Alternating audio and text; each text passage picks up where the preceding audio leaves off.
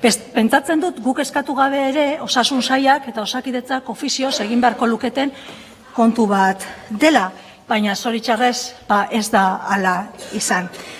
Zeren hau gertatzen ari baldin bada Arabako erakunde sanitario integratuan, zer gertatzen arituko ote da gainerako erakunde sanitario integratuetan?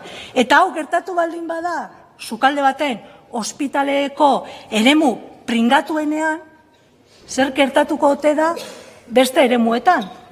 Ez dauka zertan, Ez dauka zertan, baina ikusita osasun sailaren eta osasun sailburuaren jarrera zein izan zen, ez litzateke harritzekoa izango. Eta batzuk galdetuko didazue, zein izan zen osasun sailaren eta osasun sailburuaren jarrera? Eta nik beste galdera batekin erantzungo dizuet.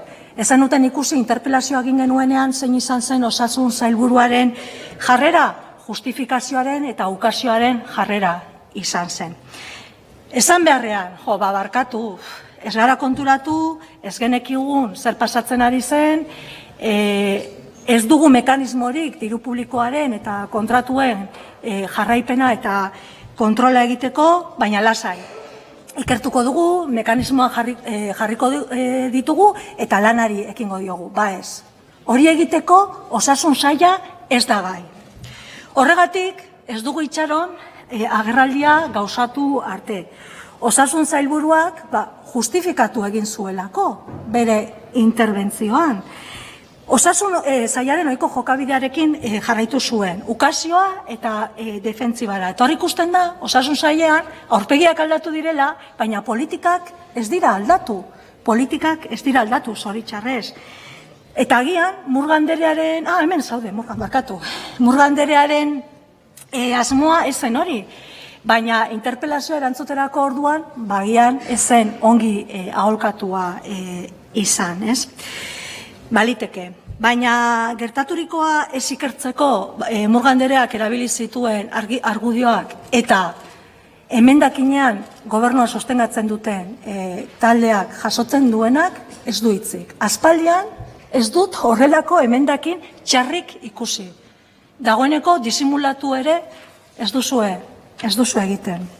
Beste aukera bat ere bazuen osasun sailburuak.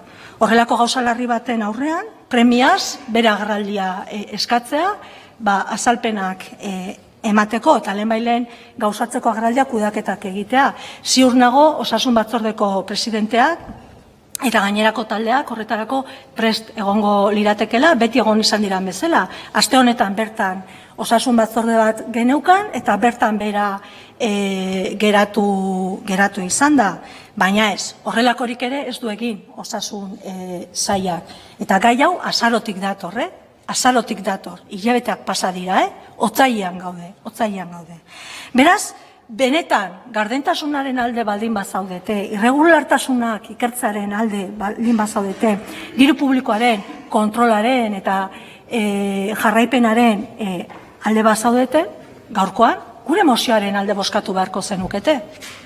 Baina zoritxarrez, badirudi ez dela horrela izango. Zeren eskatzen dena oso minimoa, oso gutxinekoa da. Eskatzen dugu auditoria bat eta ardurak ikertzea eta zehaztea. Punto. Hori besterik ez dugu eskatzen. Hori bakarrik eskatzen dugu. Eta ez du balio izatea gaia fiskaltzan dagoela. Ez du balio. Hemen, bakoitzak bere ardurak ditugu.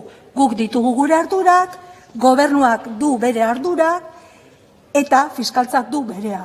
Eta gobernu honek erakutsi behar du herritarren aurrean, ez laben aurrean edo EH Bilduren aurrean, baizik eta herritarren aurrean. Guztion diru publikoa behar dan bezala kudeatzen duela. Hori da demostratu behar duzuena, hori da erakutsi behar duzuena, eta hori da justifikatu behar duzuena. Eta bai, desbideraketa egonda. Desbideraketa egonda, eta desbideraketaren ondorioa Arabako erakunde sanitario integratuko zuzendaritzak eman dituen datuetatik aterata daude.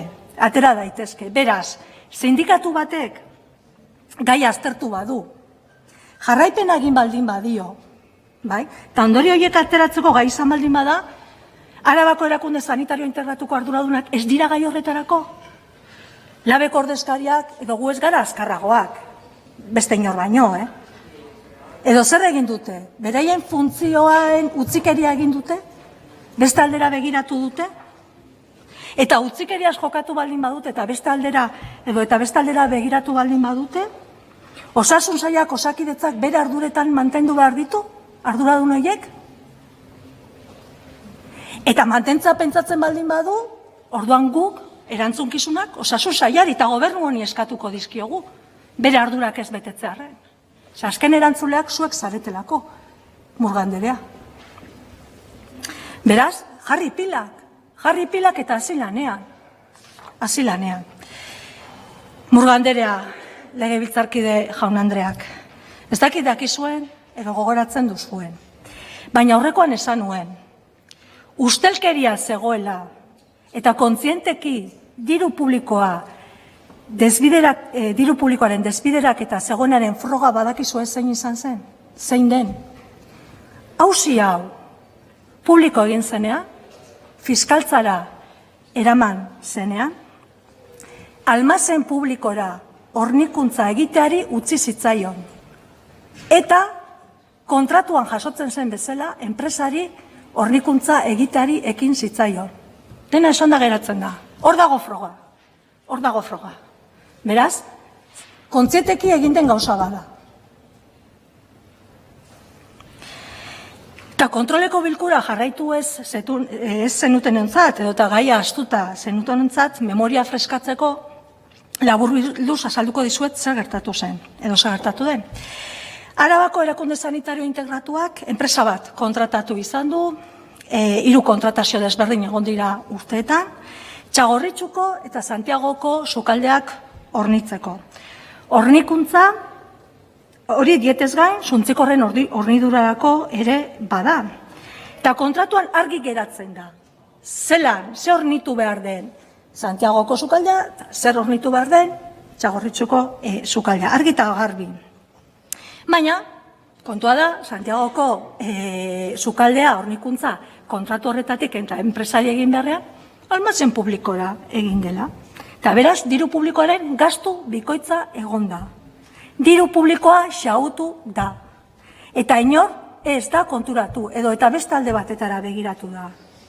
Arabako erakunde sanitario integratuko arduradunak beste alde batera begiratu dute. Zerbait arraroa gertatu da. Edo atzetik eskupekoa egon da, ez dakit? Edo sare klientelar badago, ez dakit?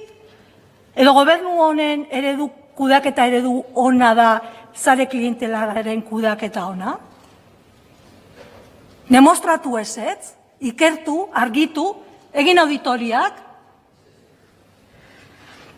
Kudeaketa honetan 3 kontratazio egon dira, azken urteetan.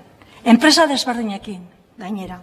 Eta ikusita, enpresari ez hitzaiola eskatzen, plieguak berdin mantendu dira, zenbaki berdinekin, ez dira zuzendu urteetan. Beraz, azteko kudeaketa txarra egon da. Deigarria inork ez esatea. Zenbakiak ez zuzentzea kontratazio berriak egiterakoan. Zer zegoen atzean? Esplikatu. Bestetik, egon den praktika honek, erakutsi du bide batez, ez dagoela kanpoko enpresa baten beharrik material horren hornikuntzarako, zeren almazen publikoak egin dezake. Eta pentsarazten du kanpoko enpresak kontratatzen direla, edo erabil daitezkela, diru publikoaren erabileraren jarraipena zailtzeko, edo eta ustelkeria ahalbidetzeko. Ondorioz guztioi, herritar guztioi oso garesti ateratzen zaigu. Batzuek, denona den diru publikoa, beraien interesen arabera erabiltzen eta manejatzen dutelako. Kontua da, Murga anderea, Osasun sailak praktika hauekin bukatu nahi du, edo praktika hauek mantendu nahi ditu. Zuen jokabidea ikusita, iruditzen zaigu herritarrekiko oso respetu gutxirekin jokatzen duzuela eta kudeatzen duzuela. Eta hau ez da bosketa bat irabazi eta bosketa bat galtzaren kontua. Ez, hemen ez gabiltza horretaz. Hemen ari gara ardura politikoaz eta ardura publikoaz jokatzeaz eta aritzeaz ari gara. Gaur agian guk galduko dugu. Hemen zuek kontu eman behar duzu herritarrei. Eta guztiona den dirua behar dan bezala kudeatu behar duzue. Eta bueno, lehenengo txanda amaitzen joateko, mozio bat aurkeztu genuen, eta beste taldeek emendakinak egin dituzte. Eta bukaera honetan emendakin horiek aztertuko ditut, pizkatxo bat.